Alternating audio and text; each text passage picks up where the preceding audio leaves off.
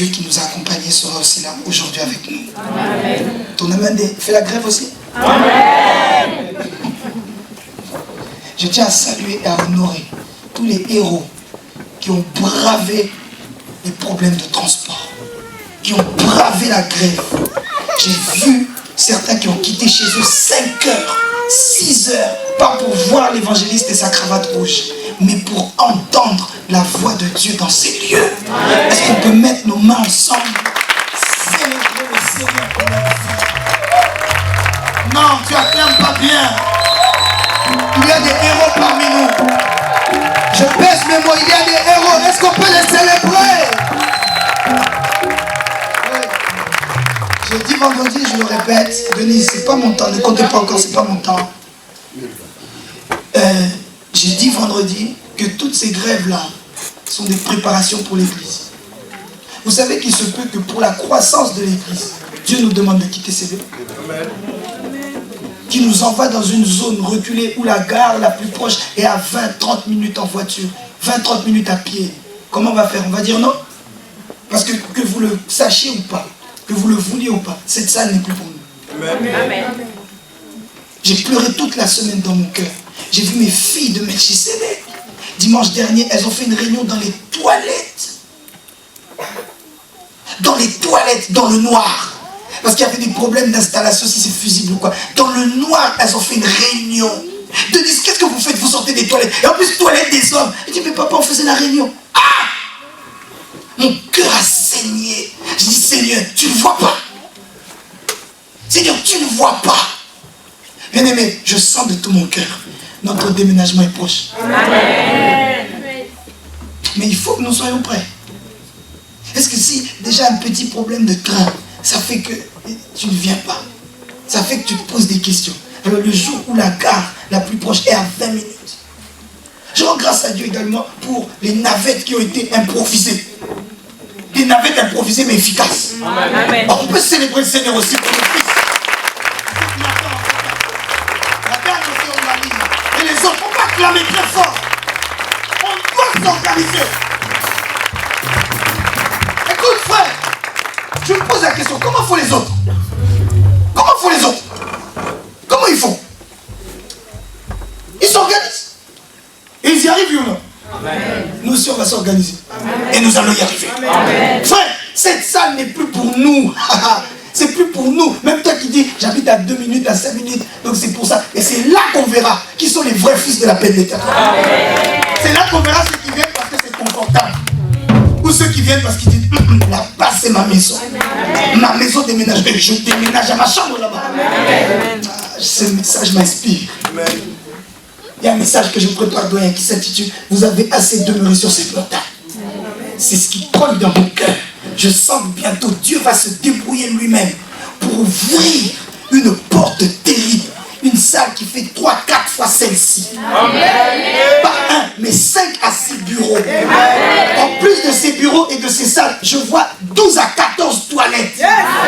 En plus de ça, parce que en ce moment, frère, si tu ne t'es pas encore inscrit, inscris-toi à l'auto-école. Parce que ici, une fonction du permis court. Alléluia. Bien-aimé, un parking qui sera 5 à 6 fois plus grand que celui-ci. En plus de cela, frères et sœurs, des salles polyvalentes, des salles qui servent pour les réunions, des salles qui servent. Je vois une grande cafétéria qui est là. C'est pas une salle, on prend juste le café. Ça, c'est la salle de co. Rentre dans ma vision. C'est la salle de la communion fraternelle. Denis Samuel, on l'appellera salle agapao.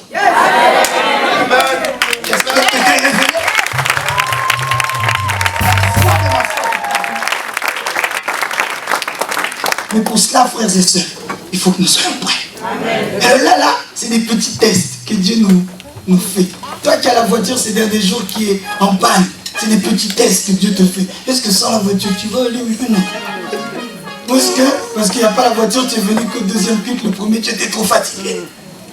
Dieu te teste. Frère, tu dois augmenter. Amen. Dis à ton voisin, augmente le niveau. Plus fort s'il te plaît, dis-lui augmente le niveau. Nous continuons sur l'alliance des pères. Et aujourd'hui, le thème est ô combien merveilleux. Femmes, soyez soumises à vos maris. Maris, aimez vos femmes. Enfants, obéissez à vos parents. Parents, n'irritez pas vos enfants. Qui dit un bon amen? Amen. Qui est venu en famille ce matin? Gloire à Jésus. On peut célébrer le Seigneur pour ceux qui sont venus. Famille. Vous qui êtes venus seuls, entre guillemets, sachez qu'à vous tout seuls, vous représentez toute votre famille. Amen. Je vous invite à prendre un texte. Éphésiens chapitre 5, s'il vous plaît. Éphésiens 5, 22 à 30. Et nous enchaînerons directement dans Éphésiens chapitre 6. Merci Jésus. Versets 1 à 4. Épître de l'apôtre Paul à l'église d'Éphèse. Éphésiens chapitre 5, versets 22 à 30. Je sens que je n'aurai pas le temps de tout dire. Donc l'équipe média préparez déjà les slides pour le flyer, Andrea et les autres, pour dire que la semaine prochaine, nous continuons encore avec le culte des femmes. Partie 2, le même titre, partie 2. Qui dit Amen. Éphésiens chapitre 5, versets 22 à 30. Je lis au nom de Jésus. Amen. Je ne sais pas toi, mais moi, il y a un titre dans ma Bible. Il est écrit les devoirs domestiques. Et verset 22 commence en disant: Femmes, soyez soumises à vos maris, comme au Seigneur. Car le mari est le chef de la femme, comme Christ est le chef de l'Église, qui est son corps et dont il est le sauveur. Verset 24. Or, de même que l'Église est soumise, retiens bien ça, à Christ, les femmes doivent l'être à leur mari en toutes choses. Marie, aimez vos femmes comme Christ a aimé l'Église. Et il s'est livré lui-même pour elle. Verset 26. Afin de la sanctifier par la parole, après l'avoir purifiée par le baptême d'eau, afin de faire paraître devant lui cette Église glorieuse, sans tache, alléluia, ni ride, ni rien de semblable, mais sainte et irrépréhensible. Verset 28. C'est ainsi que les maris doivent aimer leurs femmes comme leur propre corps. En d'autres termes, Paul est en train de dire: Marie, tu dois aimer ta femme comme toi-même. Tu dois aimer ta femme comme tu t'aimes ton propre corps. C'est en d'autres termes, Paul est en train de dire: il ne comprend pas comment un homme peut prendre sa femme pour un punching ball. Car ça existe. Je dis ça existe. Amen. Je répète, ça existe. Amen. On va en parler, je crois, avec le temps. C'est ainsi que les hommes, verset 28, doivent aimer leur femme comme leur propre corps. Celui qui aime sa femme s'aime lui-même. Ah, la Bible est claire. En tout cas, je ne sais pas comment les gens posent encore des questions doyennes. La Bible est claire. Celui qui aime sa femme s'aime lui-même. 29. Car jamais personne n'a haï sa propre chair, mais il la nourrit et en prend soin, comme Christ le fait pour l'Église. Verset 30, c'est le dernier que nous lisons. Parce que nous sommes membres de son corps. Allons, verset 6, chapitre 6, s'il vous plaît. 1 à 4. Je lis au nom de Jésus, chapitre 6, verset 1. Enfants, obéissez à vos parents, selon le Seigneur, car cela est juste. 2. Honore ton père et ta mère.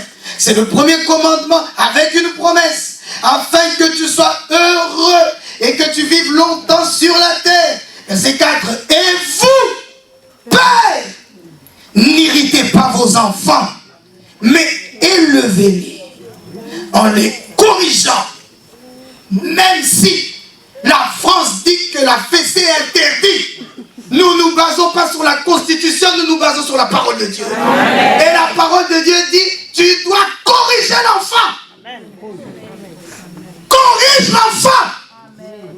J'ai dit corrige l'enfant.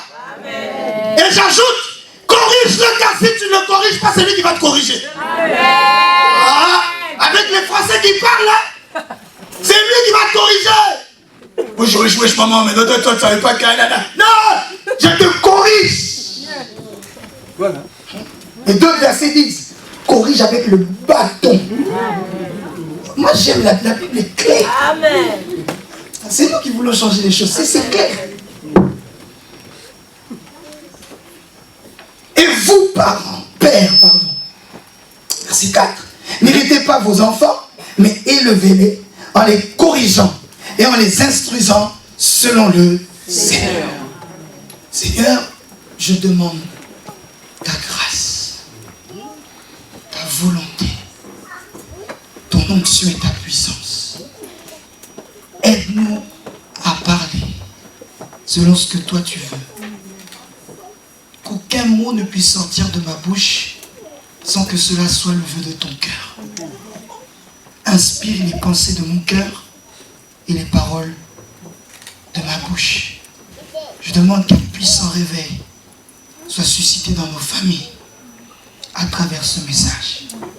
Au nom de Jésus. Amen. Amen. Est-ce qu'on peut acclamer Jésus? Et là, ça tombe à pic. Comme Dieu est un Dieu de famille, nous parlons de l'alliance des pères en ce moment. Et aujourd'hui, le culte est dédié aux familles. L'alliance des pères. Et en plein milieu, on parle du culte des familles. Avec ce titre que j'ai déjà donné, en réalité, ce titre doit être mis entre guillemets. Parce que ce ne sont pas mes mots. C'est les mots de la parole de Dieu. Amen. Qui dit Amen. Amen. Je ne les ai qu'empruntés le temps d'un flyer. Mais ce sont des mots qui sont pris directement de la parole de Dieu.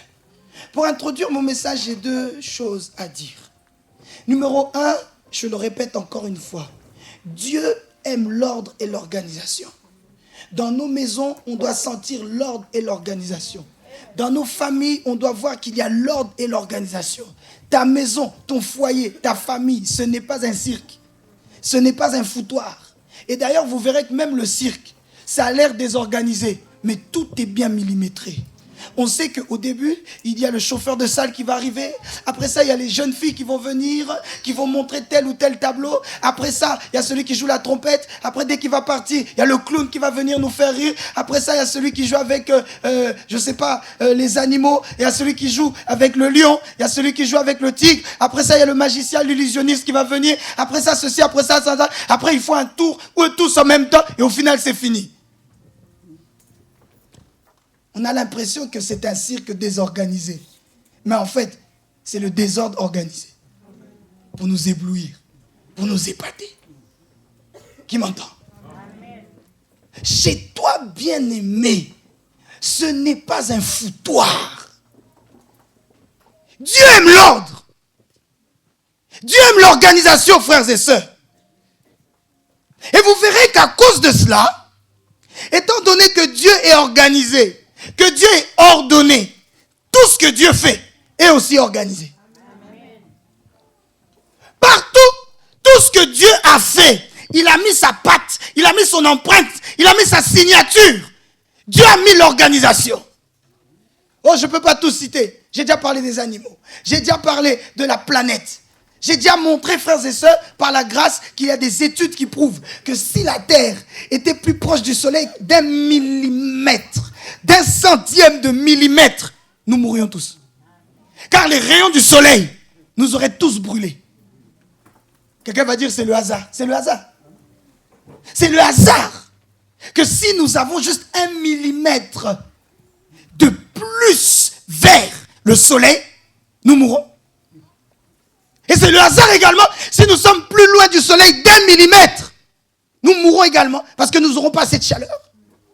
C'est le hasard tout ça. Dis à ton voisin, c'est des bêtises. Dis, c'est des bêtises. Frère, ce n'est pas le hasard. C'est la main de Dieu. C'est l'organisation divine. Même si demain, sur Mars, on trouve de l'eau, sache que même cette eau-là, c'est Dieu qui l'a mis là. Ton amen n'est pas conséquent. Amen. Ton amen, on dirait que tu doutes. Amen. Frère, Dieu est organisé. Je l'ai dit au premier culte, je répète. Quand tu étudies un petit peu l'anatomie, donc le corps humain, tu verras que nous avons 2 bras pour être équilibrés. Il est prouvé que si nous n'avions été créés qu'avec un seul bras, l'homme serait tordu. Si nous avions été créés avec un bras là, mais un bras derrière, l'homme serait tordu. Mais pour que nous tenions droit, Dieu a fait que nous ayons un bras gauche et un bras droit. Si c'était que les bras, on aurait dit, oh, c'est le hasard. Mais même les jambes, même tes yeux, c'est une preuve. Dieu est organisé. Quelqu'un m'entend? Et dans tout ce que Dieu fait, il a mis l'organisation. C'est une preuve que Genèse dit la vérité en disant que Dieu a pris la poussière et il a formé Adam. Dans tout ce que Dieu fait, il met sa signature. Et le fait que tu sois si organisé dans ton corps, c'est une preuve. Tu n'es pas la création d'un homme. Tu es la création de Dieu. Amen. Si tu y crois, aide-moi à dire Amen. Amen. Mes frères et sœurs, la famille, c'est l'œuvre de Dieu. Le corps humain est l'œuvre de Dieu. Mais la famille aussi est l'œuvre de Dieu. Et parce que c'est l'œuvre de Dieu, dans la famille, on doit sentir la signature de Dieu. L'organisation divine doit être dans ta famille. Frère, dans tout ce que Dieu crée, il y a sa signature. Et dans la famille, on doit sentir l'organisation. Regardez les versets d'Éphésiens qu'on a lus. Dieu nous fait comprendre qu'il y a une organisation. Il y a l'homme qui est le chef. Il y a l'aide semblable qui est sa femme. Et il y a les enfants. Et Dieu montre les droits et les devoirs de chacun. Ah, Dieu est organisé. Dieu est organisé, frères et sœurs. Et la famille étant l'œuvre de Dieu, il a également organisé les choses. Il a fait que, en fait, le système puisse tourner. Il a fait qu'au final, il n'y ait pas de couac dans les rouages. Il a fait que chacun d'entre nous doit connaître sa place. L'homme doit connaître sa place. La femme doit connaître sa place. Les enfants doivent connaître leur place. Et j'aimerais avertir tout le monde. Malheur à quiconque essaye de fonder une famille sur autre chose que sur la parole de Dieu. Tu essayes de faire un gâteau alors que tu n'as pas de farine. Essaye. Ça a l'air d'un gâteau. Mange, c'est fade. Il y a peut-être que quelqu'un comme moi qui peut manger. Moi, je ne suis pas difficile à manger. Tout ce que tu me fais. En fait, moi, je ne peux pas dire si quelqu'un est bon cuisinier ou pas. Parce que tout, je mange. Mais quelqu'un qui a, je ne sais pas comment dire, le palais aiguisé. Quelqu'un qui sait c'est quoi une bonne nourriture ou pas. Qu'il essaye de manger un gâteau où il n'y a pas de farine. Ou un gâteau où au lieu de mettre du lait, tu as mis de l'eau. Oh, l'évangéliste va manger. Moi, et tu vas dire c'était trop bon. Mais quelqu'un qui s'y connaît, une bouchée. On va te retrouver dans les émissions là qu'on voit là. Où le je sais pas quel chef cuistot, il mange, il dit père. C'est ni fait ni à faire. C'est la même chose, frère. Quand tu essaies de remplacer Dieu par autre chose. Et tu dis je fonde une famille. Non, bien-aimé. Dieu est organisé. Dieu a mis des règles. Et si tu veux que ta famille tourne rond, ces règles-là doivent être appliquées. Si tu y crois, aide-moi à dire Amen. Amen. Deuxième chose. Ça vient avec ce que j'étais en train de dire. Étant donné que c'est Dieu qui a créé la famille, frères et sœurs, étant donné que c'est Dieu qui l'a initié, vous verrez qu'une famille ne peut pas marcher si Dieu n'est pas à l'intérieur. Amen. Faites semblant.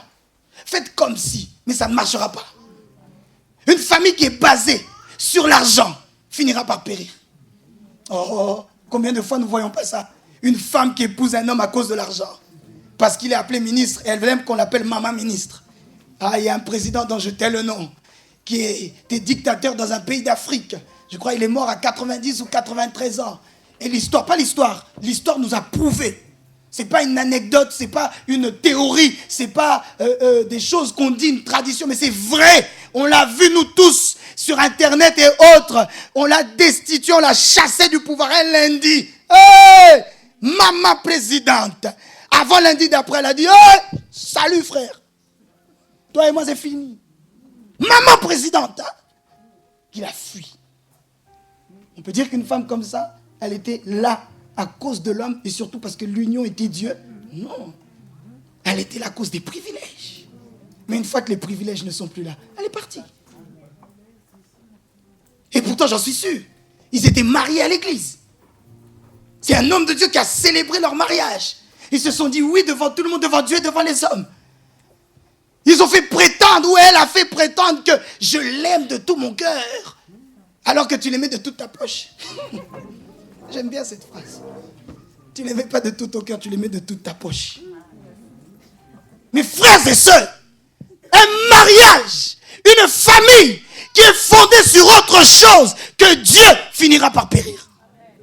Quand Dieu n'est pas dans cette affaire, le temps, bien-aimé, va prouver que ça va échouer. Que ce ne soit pas ton cas au nom de Jésus.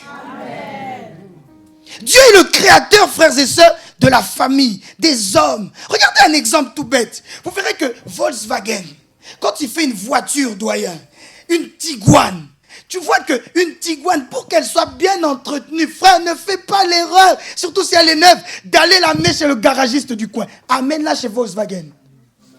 Parce que le garagiste du coin, peut-être qu'il n'a même pas étudié les technologies. Aujourd'hui, c'est plus comme avant. Les voitures sont sophistiquées, donc pour les réparer, il faut un ordinateur. Alors toi, tu l'amènes chez le garagiste qui a eu son diplôme de garagiste en Afrique, ou à Château d'Eau, ou à Saint-Denis, ou je ne sais pas où, là, aux Antilles. Oh non, moi, je réparais toutes les voitures du village. Ok, amène là-bas. Amen. Amen. Amen, et tu verras ce qui va t'arriver. Frère, ne fais pas cette erreur. Amène-la chez Volkswagen. Amène-la chez Peugeot si tu as une Peugeot. Amène-la. Eux, ils ont le secret. Comment on répare la voiture. Ils savent comment à l'usine ici, PSA Aulnay à l'époque, comment ils l'ont créé. Ils ont les vraies pièces, comme on dit, d'origine. Dis-moi amen, je veux dire quelque chose. Si tu veux que ton mariage tourne rond, va chez le constructeur, le concessionnaire du mariage. Son nom, c'est Jésus-Christ de Nazareth. Votre amen, vous ne vibrez pas avec moi. J'ai dit, va chez le créateur lui-même, l'initiateur du mariage. Ne va pas chez le garagiste du coin. Oh non, je veux le mariage, je vais chez un marabout. Je vais chez un marabout, je vais prendre la photo. Et le marabout va faire, Nkouya. Et d'un coup, je vais gagner le cœur de l'homme. Fais-le. Ah, il y a une autre, Salimata, qui va aller chercher un autre marabout, qui va envoyer des autres Nkouya, encore plus Nkouya. Et l'homme que tu as eu avec des petits Nkouya, quelqu'un d'autre va l'avoir avec des plus grands Nkouya.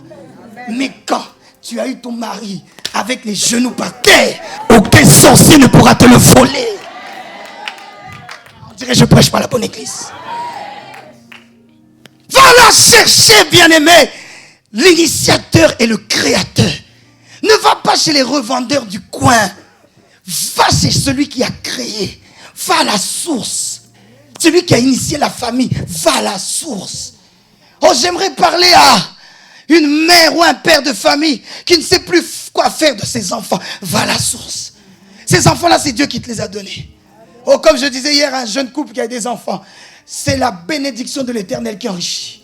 Et cette bénédiction ne se fait suivre d'aucun chagrin. Tes enfants ne sont pas nés pour te faire souffrir. Tes enfants ne sont pas nés pour te donner des cheveux blancs à la tête. Non, frères et sœurs, je n'y crois pas. Non. Je crois que quand Dieu te donne des enfants, il te donne aussi la capacité de les gérer. Oui, j'y crois. Mais pour ça, frères et sœurs, ne cherche pas des raccourcis. Va chez le Créateur. Je parle à quelqu'un? Va chez le Créateur lui-même. Va, c'est chez lui qui te les a donnés. Va le voir. Et il va t'aider à résoudre tout cela. Quelqu'un m'aide en disant amen? Amen. Nos familles sont malades, frères et sœurs.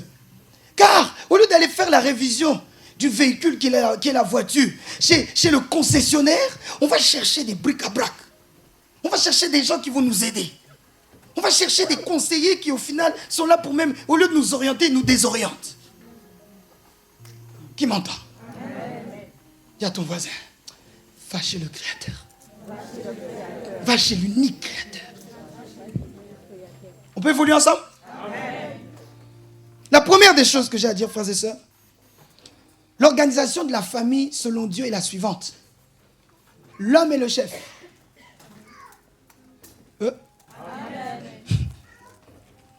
J'ai dit, l'homme est le chef. Amen. Tu peux dire ça, c'est à l'ancienne, c'est pas à l'ancienne. C'est d'actualité. Amen. Tant que cette parole est encore écrite, frère, tu peux changer tout ce que tu veux, ça ne changera pas. Amen. Selon le bouquin que nous avons, selon la notice, pour parler encore plus cru, ce qu'il y a écrit dans la notice, pour que ton véhicule marche bien, le chef, c'est l'homme. Je demande à des personnes qui vont venir, je vais prêcher avec vous aujourd'hui. Comment on va organiser? Peut-être ici. Oui, Ongali, viens. Doyen, venez avec vos chaises, s'il vous plaît. Ongali, doyen. Oh.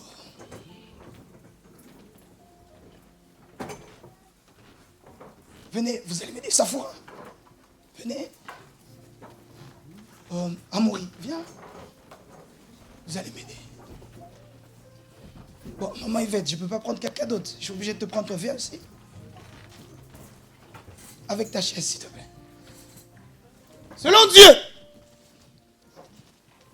le chef est là. Tu peux dire tout ce que tu veux. Le chef est là. Lui, il peut avoir la gorge qui commence à muer la voix. Il peut avoir des semblants de barbe ici. Le chef est là. Lui, il peut croire qu'il est devenu homme parce qu'il a une grosse voix. Lui, il peut avoir plus de diplômes que son père. Lui, il peut être plus fort car il est plus jeune que son père. Quoi qu'il arrive, le chef n'est pas là. Le chef est là. Amen. Ton amen m'agace, pourquoi? Amen. Selon Dieu, l'organisation de Dieu, voici le chef. Il n'est pas chef que des 3 enfants. Il est chef d'abord de la femme. Je vais arriver là. J'étais avec l'ingénieur de son cette semaine. Il dit, je ne viens pas les dimanches, mais les peu d'extraits que je vois, ce que j'aime avec toi, c'est que toi tu parles, écoute l'expression qui dit, toi tu parles vers. Donc c'est clair quand tu parles, quoi. Même celui qui ne croit pas, il est obligé de croire parce que tu expliques les choses clairement. Ah, ça m'a encouragé, je vais continuer à prêcher vers. Amen. Mes frères et sœurs, le chef reste là. La tête reste là. Qu'importe ce qu'on dit, je vais en parler. La tête reste là. L'être semblable. Et après, le fruit de leurs entrailles, grâce à Dieu. Voici l'organisation de Dieu. C'est la première chose que j'ai à dire. Mais par rapport à cette première chose, je crois que j'ai 4 alertes. La première alerte, frères et sœurs, c'est que toute autre organisation n'est pas biblique. Toute autre organisation que ce que je viens de montrer, ce n'est pas biblique. Frères et sœurs, jamais doyen doit se retrouver avec quelqu'un du même sexe que lui. Oh non, toi, Jean et moi, Pierre, nous devenons nous, maintenant on va faire notre famille. Quoi? Frère, utilise un autre mot. Famille, c'est biblique. Ah, j'ai dit famille, c'est biblique. Amen. Utilise un autre mot. Ne jouez pas avec nous. Ça, c'est un mot divin. C'est un mot sacré. Avec des pulsions de gens et nani, nous aussi on peut procréer. Une femme peut faire pour moi, je donne mon machin et après elle crée pour moi, elle met au monde et après c'est moi qui l'adopte et après du coup, moi doyen, pas doyen au nom de Jésus, mais moi Jean, je deviens papa et Pierre, je deviens maman. Ah! Toi maman, où sont tes mamelles? Oui? Oh, faut parler clairement. Amen. Où sont tes mamelles? Toi, maman, comment? Où sont tes mamelles? D'autres non. Oh non, j'ai toujours senti en moi un côté féminin. Féminin. Oui, va faire la chirurgie comme tu veux. Pour moi, tu restes un homme. Amen. Tu me reçois à l'administration, je vois, tu as l'air d'une femme. Mais tu parles, bonjour. Je vais te dire bonjour, monsieur. Oh non, monsieur, c'est de l'homophobie, c'est du je sais pas quoi contre les travestis. Non, je ne suis pas contre tout cela, je suis juste biblique. Amen.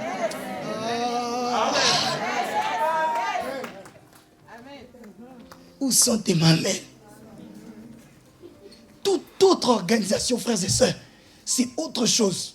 Appelle ça un conglomérat, appelle ça une association, appelle ça comme tu veux, ce n'est pas une famille. Car selon Dieu, la famille c'est ça. C'est tout. Ah, j'ai dit c'est tout. Amen. Selon Dieu, l'organisation familiale, c'est ça. C'est tout. N'allons pas compliquer les choses qui sont simples, frère. Il est là le problème. On veut rendre compliqué alors que la Bible est claire. Tout ce que tu fais en dehors de ça, ce n'est pas la famille. Amen. Oh, j'insiste, hein. Utilise un autre mot, je ne suis pas contre. Je n'ai pas dit c'est bien ou pas bien. Je n'ai pas dit je suis pour ou contre. Je ne suis pas là pour exprimer mes désirs. Je ne suis pas là pour exprimer mes opinions. Moi, évangéliste prospère, je suis là pour parler de la Bible. Qu'on se comprenne. Je ne suis pas là pour faire un discours. Frère, je ne suis pas un motivateur, ceux qui motivent les gens. Je viens, je motive, je fais le show, tu me payes un peu ici, tu donnes, et après je suis content. Non, je ne suis pas là pour ça. Je suis un prédicateur de l'évangile. Si ça te corrige, gloire à Dieu. Ça ne te corrige pas, gloire à Dieu quand même. Ça te motive, gloire à Dieu. Ça ne te motive pas, gloire à Dieu. Mon travail est de prêcher l'évangile. Si je prêche l'évangile, mon patron en haut, il dit, ok, c'est bon. Voilà, amen. Toute autre organisation n'est pas biblique. La deuxième alerte, frères et sœurs, c'est de dire, même si les temps changent, hein, parce que c'est vrai, on est tous clairs pour le dire, les temps changent, le monde évolue, c'est ce que certains mettent en avant pour dire que non, le modèle familial maintenant a changé. Ça c'est avant, ça c'est vieux jeu. Là je vois quelqu'un qui dit, oh, mais il a l'air jeune comme ça. Comment il dit des trucs d'un daron comme ça? Daron, quel daron, dit yo? Je ne suis pas daron, je suis biblique. Je ne suis pas daron, je suis biblique. Je reste ancré dans la parole de Dieu. Même si les temps passent, le monde a évolué, 4G, 5G, 10G, 10 000 G, faites tout ce que vous voulez. La parole de Dieu reste la parole. Quand je réfléchissais, une phrase est montée dans mon cœur. Tu peux changer l'application Bible dans ta Bible, à toi, dans ton téléphone, mais tu ne peux pas changer l'application de la parole sainte dans ta vie. Je répète, tu peux faire une mise à jour de l'application Bible dans ton téléphone, mais l'application d'un verset biblique dans ta vie ne doit pas changer. C'est comme ça, frères et sœurs. Et selon Dieu, papa, maman, les enfants. Tu n'es pas d'accord? Cherche un autre Dieu. Trouve un autre mot. Mais ne viens pas nous faire passer du temps. Car je dis ça parce que c'est triste. Il y a parfois certains chrétiens, du moins qui se prétendent chrétiens, hommes de Dieu parfois, mais qui disent non, ça c'était avant. Évangéliste, Paul a écrit ça, mais c'était avant. Maintenant, le monde a évolué. Un homme peut épouser un homme. Pire encore, ils essaient de nous faire comprendre que ce n'est pas de leur faute, my God. Ce n'est pas de leur faute.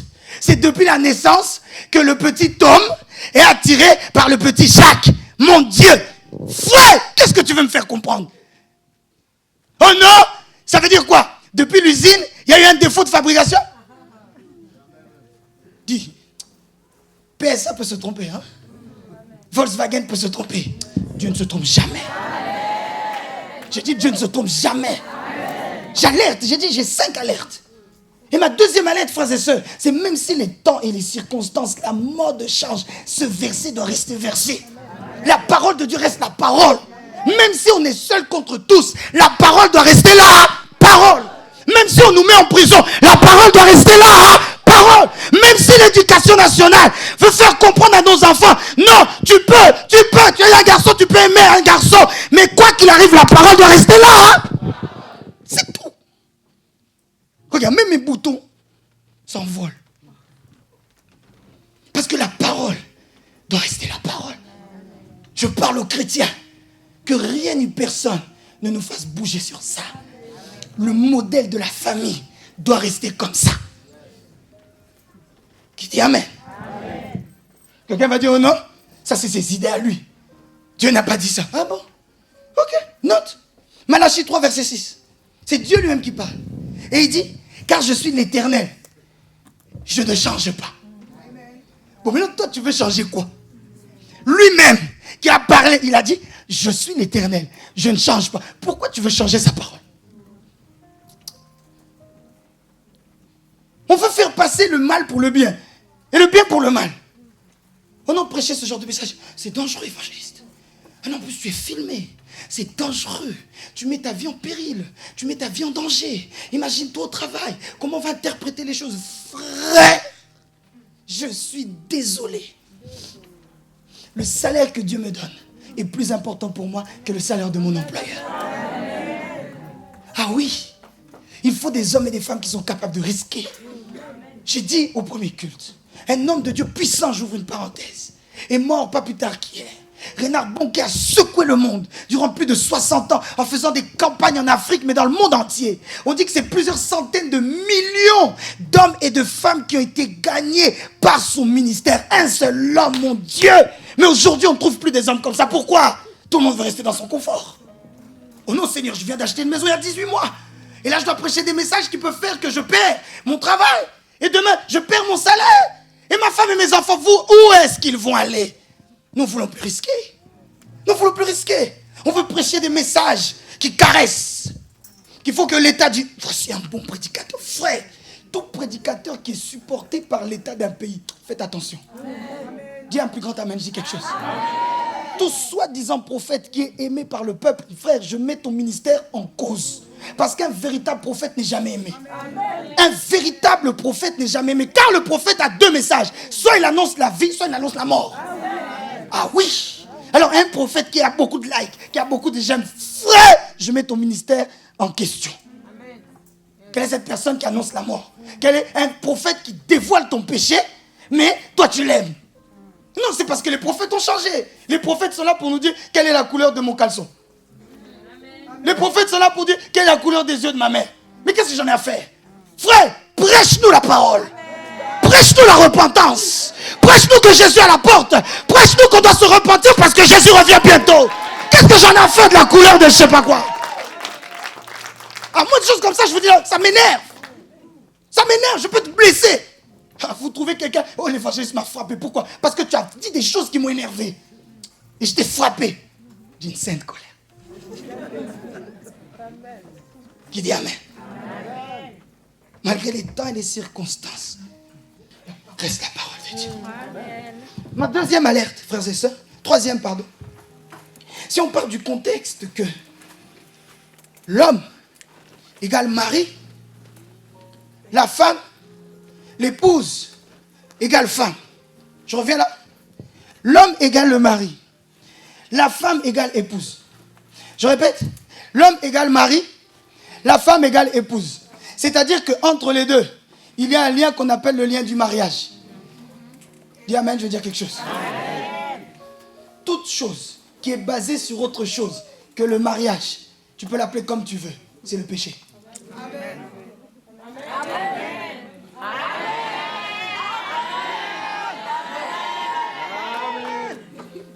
Appelle ça concubinage. Appelle ça comme tu veux. On apprend à se connaître. On ceci, cela. Tu apprends à se connaître, mais des enfants. Quelle connaissance profonde. Amen. Tu peux appeler ça je suis pas prêt. Tu peux appeler ça on sait pas que c'est. Le pacte, ce n'est pas le mariage. Amen. Mon esprit me dit je dois insister sur ça. Le pacte n'est pas le mariage. Amen. Et même les chrétiens ne se marient pas sous contrat. Ah. Ces choses, c'est l'ennemi qui essaie de maquiller la vérité. Frères et sœurs, les chrétiens ne se marient pas sous contrat. Tu te maries, 1 euro rentre dans ma poche, c'est 1 euro qui rentre dans ta poche. Pas question de, oh non, t'es arrivé, j'avais déjà la maison, donc même si on ne se sépare, il n'y a plus la maison. Tout ce qui est à moi est à toi, tout ce qui est à toi est à moi. Les chrétiens ne se marient pas sous contrat. Au contrat. Quel contrat? Contrat de quoi? Adam et Ève avaient contrat. Hein? Réfléchis un peu. Adam et Ève avaient contrat. Quel contrat? Ta maison, c'est ma maison. L'homme quittera son père et sa mère et s'attachera à sa femme. Comment tu t'attaches à ta femme mais ta maison reste à toi? Tout ce qui est à toi est à moi. Ton amen m'agace, hein? La parole reste la parole. Il n'y a pas de pacte en Jésus. On se marie. Et on se dit, jusqu'à ce que la mort nous sépare. Ta galère, c'est ma galère. Tes dettes, c'est mes dettes. Oh. Oui. Comme aussi, ta richesse, c'est ma richesse. J'ai dit, ta richesse, c'est ma richesse. Je suis contre tous ces hommes qui, lorsque tout va mal, il y a la femme de la galère. Ah, j'ai toujours dit, Dieu va élever beaucoup de jeunes gens ici. Beaucoup de jeunes que vous voyez là, Dieu va les élever, les propulser. Et témoin de tout ce que je dis. On se donne rendez-vous dans 10-15 ans. Vous les verrez vraiment, ils sont montés en haut. Et je vous préviens dès maintenant, car on n'apprend jamais la grandeur dans la grandeur. C'est aujourd'hui qu'on apprend la grandeur de demain. Frère, n'épouse pas une femme. Ça, c'est la femme des galères. Et demain, tout va bien en Gali. Hey, on t'a nommé ministre à Brazza. Maire de Poto Poto, Maya Maya, je ne sais pas quoi. Et toi-même, tu dis, évangéliste, papa, lui, il aime bien m'appeler papa. Papa, tu vois, ça c'était au début. Mais après, tu vois, il y a des circonstances. atténuante. Comme j'ai des responsabilités élevées au Congo-Brazzaville, à partir de maintenant, j'aurai 2 domiciliations.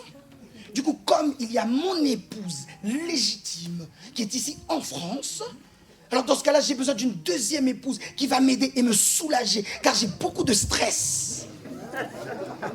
À Brazzaville, j'ai une 2e épouse. Ongali, tu peux me parler tout le bon français. C'est une gifle que tu auras en retour. Ah, na. Ah, na, na, na, na, na. Frère, tu n'épouses qu'une seule femme. La femme de galère, c'est la femme de la gloire.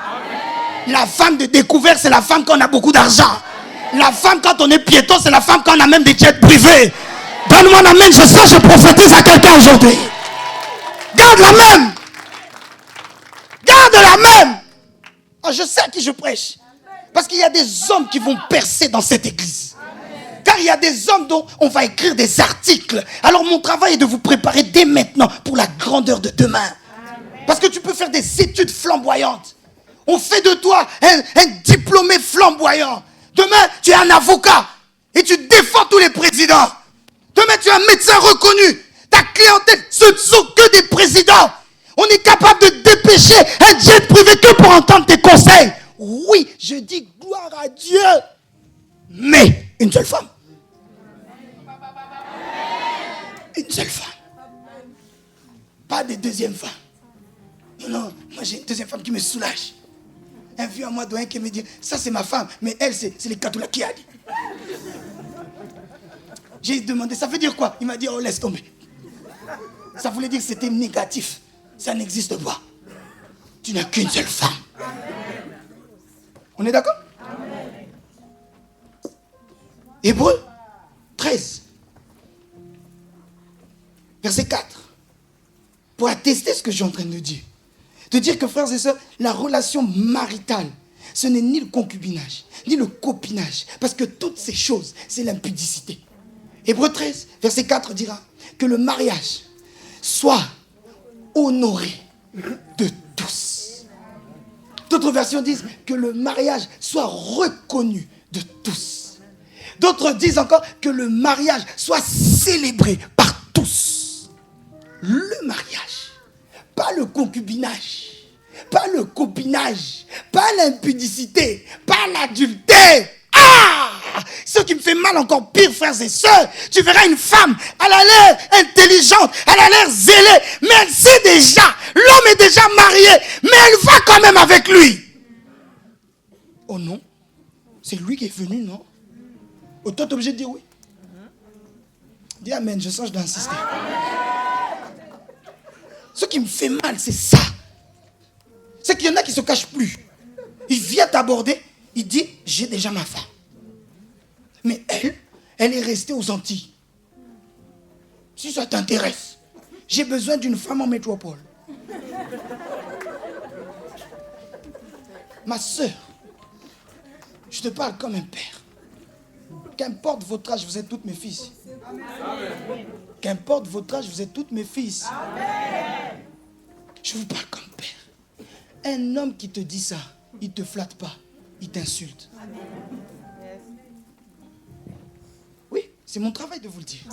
Il ne te flatte pas, il t'insulte. Parce qu'il dit que tu es tellement démodé que ta place, c'est plus d'être sur la place de la reine. C'est d'avoir la place de la servante, mais de temps en temps, joue le rôle de la femme sans avoir les privilèges de la femme. Regarde comment il t'insulte. Alors que selon Dieu, tu es une princesse. Alors que selon Dieu, il n'y a pas plus belle que toi dans ton quartier. Alors que selon Dieu, c'est toi qui dois amener la gloire dans ta famille. Alors que selon Dieu, tu es la Esther de la famille. Alors que selon Dieu, tu es celle qui va pourvoir aux besoins de toute ta famille. Alors que selon Dieu, tu es celle qui va enlever la honte de toute la famille. Oh, ne vous rabaissez pas. Tu sais, quelqu'un qui vient comme ça, tu as le droit de l'insulter. Moi, ton pasteur, je t'autorise. Tu dis, espèce de gabaonite, espèce de pharisien, loup en ayant mis une peau d'agneau. Moi, j'ai une tête de second bureau. Même si c'est au restaurant, même si tu as faim, Brunélia, fais comme si tu n'as pas faim. Parce que vous êtes comme ça. Tu manges. Après, tu dis, oh, j'ai mangé grand-mère. Oh, lève-toi. Oh, crée la colère. Dernière fois, le feu du Saint-Esprit sur toi. Tu pars. Mais vous êtes là, vous écoutez. Frère, ma soeur surtout, c'est le serpent qui est en train de te séduire. Surtout vous les jeunes filles. Pour des Brésiliennes. Pour des Péruviennes. Pour juste que quelqu'un t'accompagne. Tu es capable de te travestir comme ça. Tu te rabaisses. Oh, c'est pour ça que moi j'aime vous dire, les filles, ayez des bons diplômes. Oh, je bénis Dieu. En ce moment, il y a la grâce des permis ici. Toutes mes filles ont les permis. Et ceux qui conduisent bien, et ceux qui conduisent mal, et ceux qui crient les feux rouges, tout le monde a le permis ici. Vous tous, ayez-vous tous vos permis. Vous achetez vous tous vos voitures. Et d'ailleurs, j'insiste, vous achetez aussi vous tous vos appartements. Quel est l'homme qui va se moquer de toi? Tiens, tu dis, tu as ce resto-là. Je peux me le payer moi-même. Tu dis, je peux me le payer moi-même.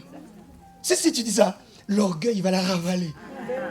Ah, et si l'onction te pousse, en plein restaurant, tu dis, tu dois confesser tes péchés. Et mets-toi à genoux. Je sens l'esprit d'impudicité sur toi. Par le nom de Jésus!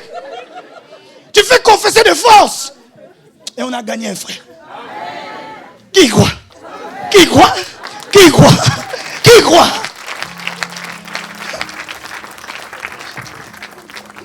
On va accueillir les nouveaux. Frère Dimitri, bonjour, moi c'est frère Dimitri. Personne ne saura. Il n'y a que moi qui saura. Tu me fais un clin d'œil, papa, tu te souviens? Et moi je lui serre la main. Ex-impudique. Maintenant tu es frère en Jésus. Ma soeur, on ne joue pas avec ça. Ne laisse personne te faire croire que quoi. Tu dois rester fixe.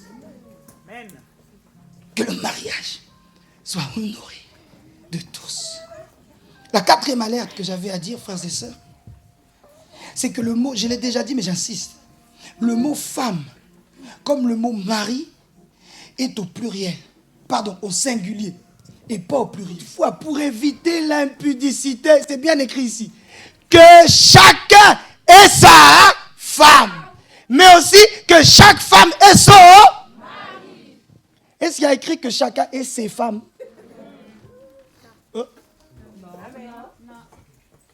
Que chacun ait sa femme.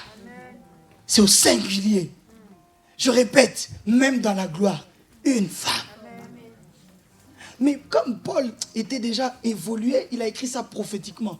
Parce que peut-être à son temps, ça n'existait pas. Mais en 2019, ça existe aussi les femmes qui ont plusieurs maris. Amen. Je suis pasteur, je sais ce que j'ai dit. Amen.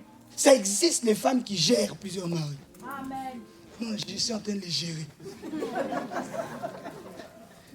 C'est le mari de la crème, lui c'est le mari du loyer, lui c'est le mari quand vraiment ça va pas, tu vois, c'est mort de chez mort. Lui c'est pigeon, lui c'est pigeon, lui c'est pigeon. Ma soeur, mon frère, ce n'est pas au singulier. Pardon, ce n'est pas au pluriel. Oh, pourquoi ma langue fourche comme ça? Sans effet, esprit de Salomon. Plusieurs concubines, plus de 1000 concubines, sans effet. Femme ou mari est au singulier, non pluriel. Mon frère, qu'importe la gloire, qu'importe le succès, qu'importe ta beauté, car tu peux être très beau comme l'évangéliste Prospère, mais ta beauté n'est que pour ta femme. C'est tout. Ma soeur, tu peux être belle comme je ne sais qui, ta beauté ne doit être que pour ton mari. Qu'importe ton âge, c'est que pour une personne. Quand j'entends quelqu'un qui dit dans son cœur, oui mais on voit qu'il y a plusieurs patriarches qui ont eu plusieurs femmes évangélistes. Lis bien ta Bible. Vous verrez que les escrocs, je pèse mes mots, ils choisissent que leur verset. Hein? Ils choisissent bien leur verset. Et regarde Salomon, on dit qu'aucun homme aura autant de femmes que lui. Il avait tellement de femmes qu'il ne connaissait même plus leur prénom. Évangéliste, regarde David, regarde Abraham, regarde Jacob, regarde tous ces grands. Ils ont eu plusieurs femmes. Et moi, je te retourne la chose. Je te dis, regarde Jésus. Il n'a qu'une seule femme, c'est l'Église.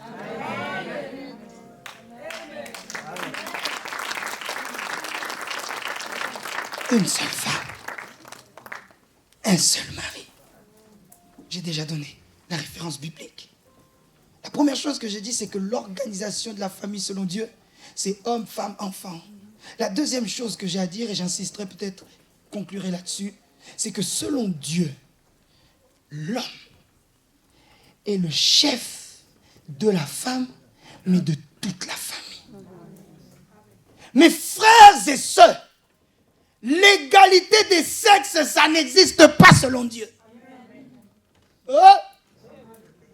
L'égalité homme-femme, ça n'existe pas selon Dieu. Je le répète jusqu'à ce que ça entre dans ta tête et dans ton cœur.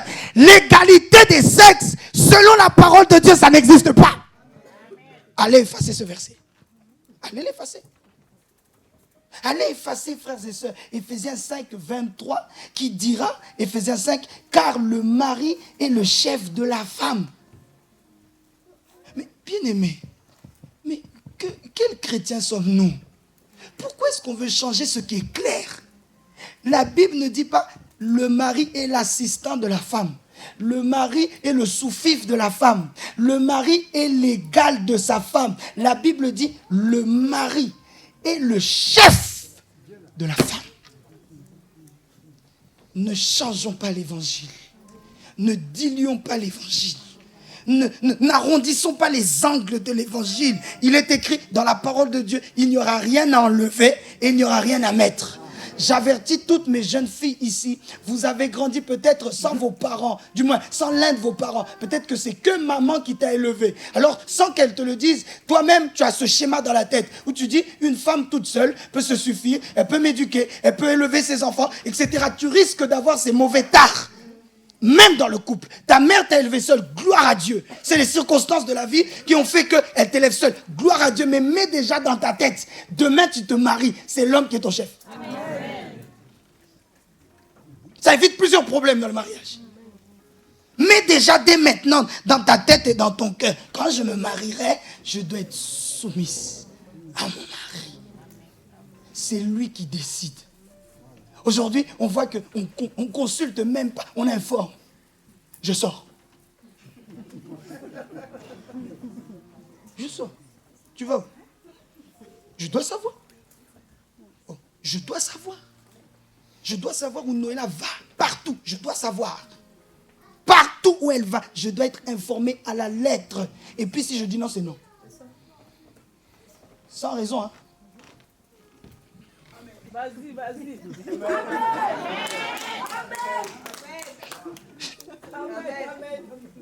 Je parle devant ma belle-mère en plus.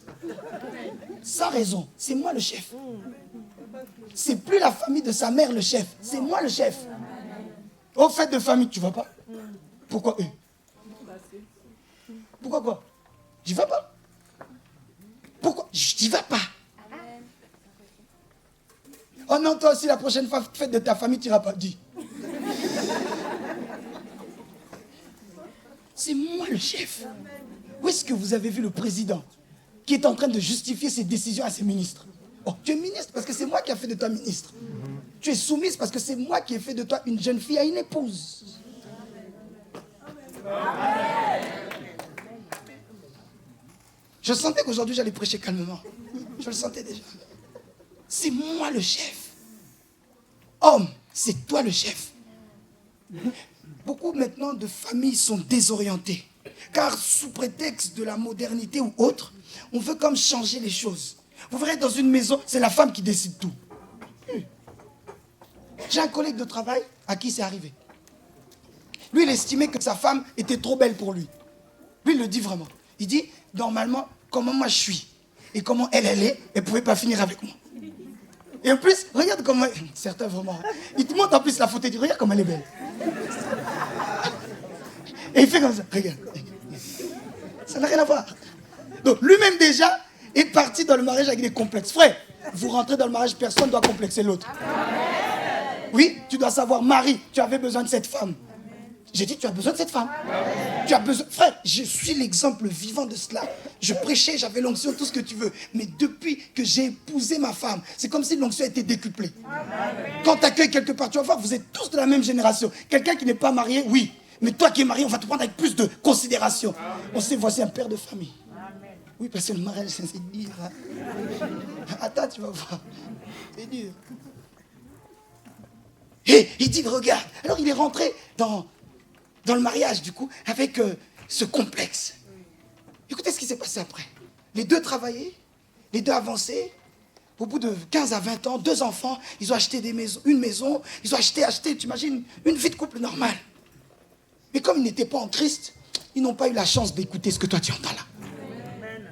15 à 20 ans plus tard, la femme dit, j'en ai marre du métier que je fais, je veux me réorienter. Tu vois, lorsqu'un mariage n'est pas basé sur Dieu, tout ce qui est en dehors de Dieu, c'est fébrile. Un moindre coup de vent, ça tombe. Et là, quand tu vois que l'homme se dit, moi je vais me baser sur sa beauté. La femme se dit, il est ingénieur d'affaires, il gagne beaucoup d'argent. Donc elle ne va pas pour l'amour, elle ne va pas pour Dieu, mais elle va pour l'argent. Vous voyez que quand il y a quelque chose qui n'est plus là, ça amène un déséquilibre. Écoute ce qui s'est passé. La femme se réoriente. Les temps difficiles, Myrna commence. Étant donné qu'elle a fait une formation, sa formation en plus malheureusement n'était pas rémunérée. Là où il y avait 2 salaires, il commence à avoir qu'un seul salaire. C'est là que l'homme a fait naître en lui le chef qui dormait. Parce que durant 20 ans, ce n'est pas lui qui décidait, c'est la femme. La maison que j'ai achetée, c'est moi qui ai décidé de l'acheter. C'est ma femme qui l'a trouvée. Mais c'est moi qui ai dit, on achète ça. Oh, ah, merci Seigneur, c'est un bel exemple. J'ai choisi la maison. Nous l'avons achetée. Mais c'est la femme qui décore. Oh, suivez cet exemple, s'il vous plaît. C'est moi qui me suis occupé du gros. Mais le reste, c'est ma femme qui s'en occupe. Tu peux arriver chez moi, tu dis, oh, c'est bien décoré. Moi, je serai là tout fier. J'ai rien fait. Toutes les décorations, c'est non, il a fait non, là le siège est rouge, il est jaune, il est comme ça. Non, tu vois pas jaune, non, ça marie bien. Moi, j'étais ce mot-là. Oui. Non, mais entre ça et ça, tu veux quoi? Oui. Non, mais non, j'ai dit ça et ça, tu veux quoi? Oui, non, il a oui.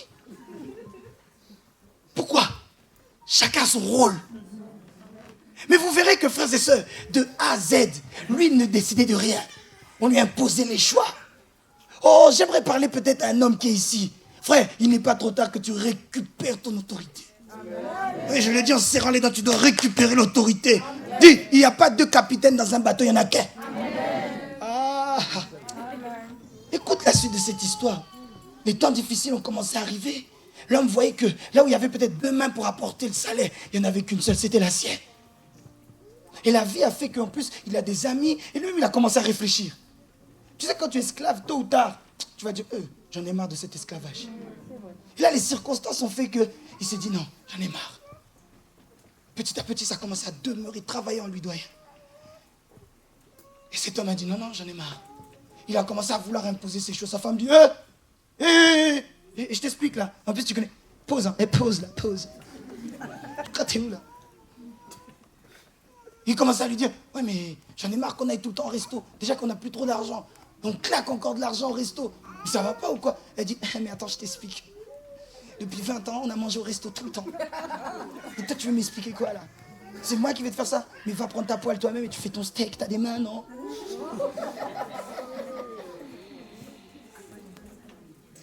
Bien aimé, il y a des mots qui blessent. Hein? Vous dormez sur le même lit. Un dort, l'autre ne dort pas. J'ai entendu des mots qui ont fait... Ça a commencé à tourner en lui. Ça a commencé à tourner en lui. Et puis quand le mariage n'est pas basé sur Christ, dans ce genre de moment, il n'y a qu'une seule idée qui vient. Divorce. 2 enfants. Adolescents en plus. Au moment où on a le plus besoin du père et de la mère. Pourquoi? Les circonstances ont fait qu'il y a eu un déséquilibre. Il a voulu ressortir le côté mal. Comme on l'a écrasé. Il a voulu faire ressortir le côté chef. Ma soeur, tu peux avoir une carrure autoritaire. Tu peux être chef dehors. Angela Merkel, si je l'ai devant moi ici, je vais lui dire, tu es peut-être premier ministre de l'Allemagne, à la maison, c'est ton mari le chef. Amen.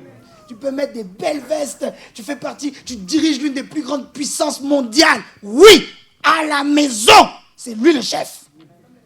Ton chef là, tu laisses ça à la porte, sur le paillasson. Ça t'attendra là demain matin. Qui dit amen? Amen. Ça commence à grandir en lui. Même s'il ne croit pas en Dieu, mais mon cœur de berger, parce que pour tout vous dire, je ne pensais pas à lui, je pensais aux enfants. Un jour, je ne sais pas comment, parce qu'on est proches, on discutait, il a commencé à me partager ça. Je lui ai dit, cher collègue, tu ne te rends pas compte. C'est en fait dès le départ que ça a mal commencé. Et il me dit, franchement, tes prêches, moi, j'y crois pas à tes trucs là. Mais ce que tu dis là, c'est vrai. Hein? Je dis, c'est normal. L'homme est le chef. Et même si tu es assujetti durant un temps, un moment ou un autre, ton autorité de chef va vouloir ressortir. Et je lui disais, c'est pas toi qui vas en souffrir, ni ton épouse. Ce sont vos enfants. Imaginez-vous, avant qu'ils divorcent, ils étaient déjà séparés. Et tu imagines quand c'est comme ça, il y a l'adolescence. Donc le jeune homme qui commence à avoir la barbe, la foi qui mue, le père n'est pas là. Donc il veut prendre la place du père. Donc à la place du père, il veut montrer que c'est lui le père. Imagine-toi les confrontations. Un jour, il m'expliquera. Ils se sont même bagarrés. J'ai dit, tu vois. Bien aimé, les choix que nous faisons aujourd'hui auront des conséquences demain. Tu imagines un fils de 17 ans qui tient tête à son père et qui lui dit, mais de toute façon, tu n'es même pas là. Qu'est-ce que tu veux m'apprendre?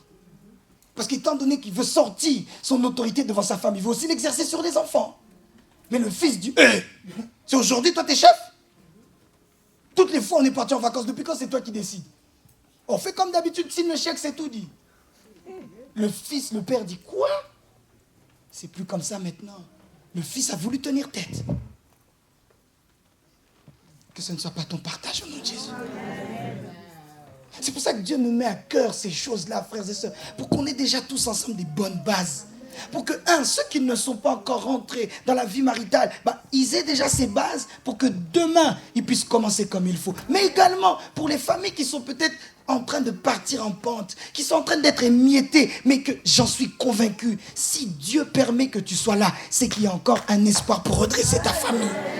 Il y a encore un espoir pour que l'ordre soit rétabli. Il y a encore un espoir, même si les bases, qu'importe le temps depuis lequel elles ont duré, peut-être depuis 15 ans, peut-être depuis 20 ans, peut-être. Mais si tu m'entends, c'est qu'il y a encore de l'espoir pour ta famille. Dieu est capable de racheter le temps. La Bible dira, l'Éternel peut nous redonner les années que les sauterelles ont dévorées. Que cela soit ton partage au nom de Jésus. Que toutes les disputes, que toutes les mauvaises conversations, les incompréhensions qui sont dues à des mauvaises bases, j'en suis convaincu. Dieu peut restaurer tout cela ce soir. Si tu y crois, pousse un grand amen. Mes frères et sœurs, l'homme est la tête. Je chute. J'aimerais qu'on se comprenne bien en disant tête. Tête, je continuerai là-dessus la semaine prochaine. Le mot tête qui est utilisé dans Ephésiens 5, 23, en grec veut dire képhale. K-E-P-H-A-L-E. Képhale en grec. Et tête, képhale, ne veut pas dire seulement le chef, veut dire la tête. Là où il y a le système nerveux. Ceux qui font des études en médecine peuvent l'attester, ne me contrediront pas. Un cœur peut continuer à battre. Si le cerveau ne marche plus, cette personne est un légume.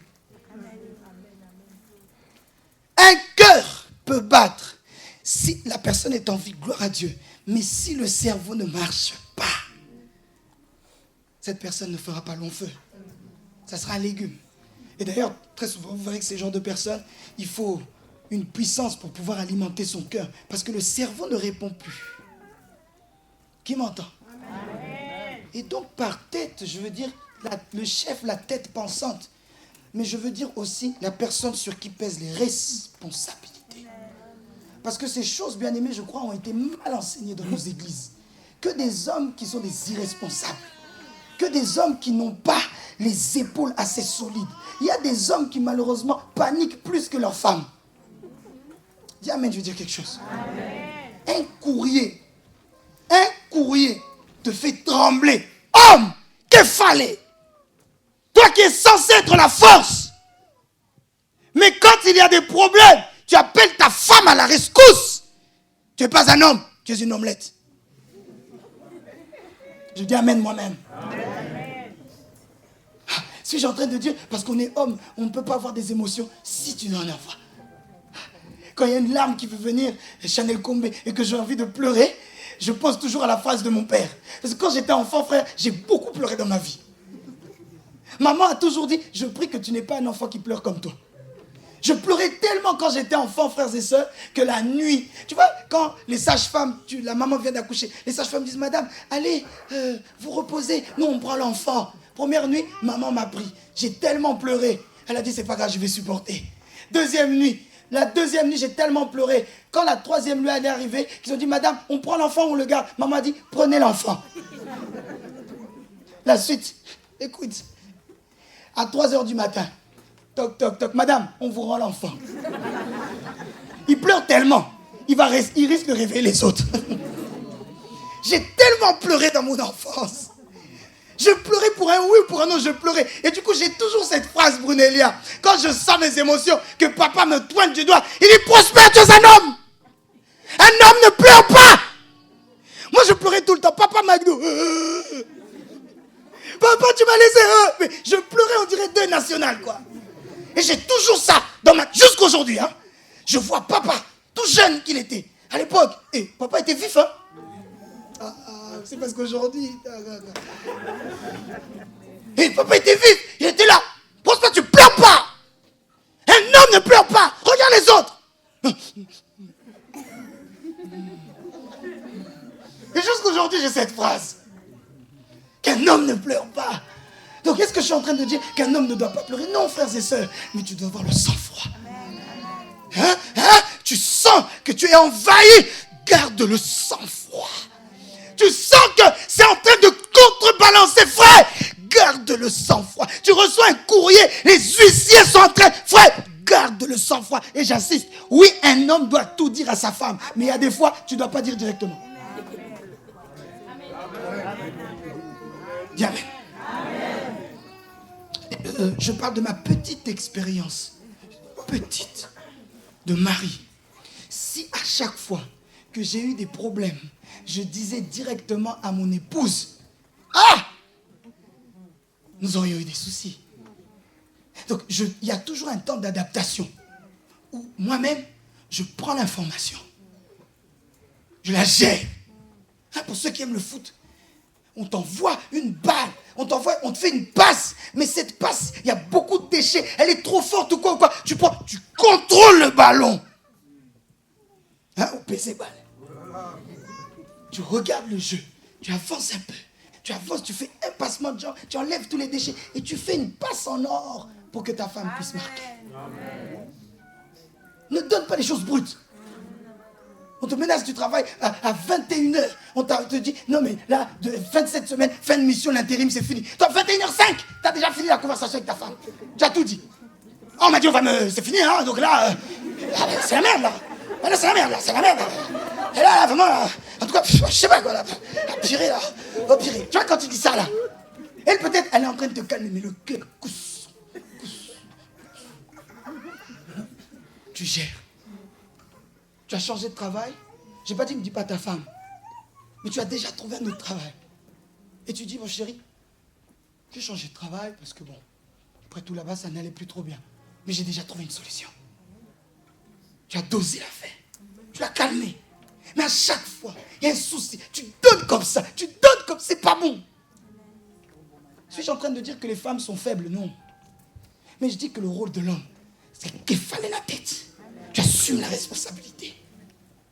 Encore pour parler du foot, vous verrez que l'entraîneur n'est pas celui qui joue. Mais c'est lui qui porte la responsabilité. Peu d'entraîneurs sont connus même. C'est un rôle qui a l'air un peu ingrat. Pourquoi? Parce que quand tout va bien, on allie. La gloire n'est pas pour l'entraîneur. Mais quand tout va mal, on ne licencie pas les joueurs. L'entraîneur, dehors. Pourquoi? C'est lui qui assume la responsabilité. L'homme est celui qui doit assumer. Mes frères, jeunes ou pas, assumez la responsabilité. Même quand vous n'êtes pas encore marié, on doit se sentir chez un jeune homme de 22, 23, 24 ans. Parce que tu es déjà jeune homme. Tu es plus proche du mariage que de rester chez maman. On doit sentir des substituts. Parce que ce n'est pas un miracle. Hein. On vient, on prie ici le jour du mariage. Bah, c'est bon, tu deviens képhale. Non, c'est petit à petit. Mais on doit sentir déjà dès la maison que tu as le sens de la responsabilité. On te confie quelque chose, on te confie 300 euros. On peut revenir 2 mois plus tard, les 300 euros n'ont pas changé. Je ne dis pas 300 euros, tu as changé les billets. Hein. Non.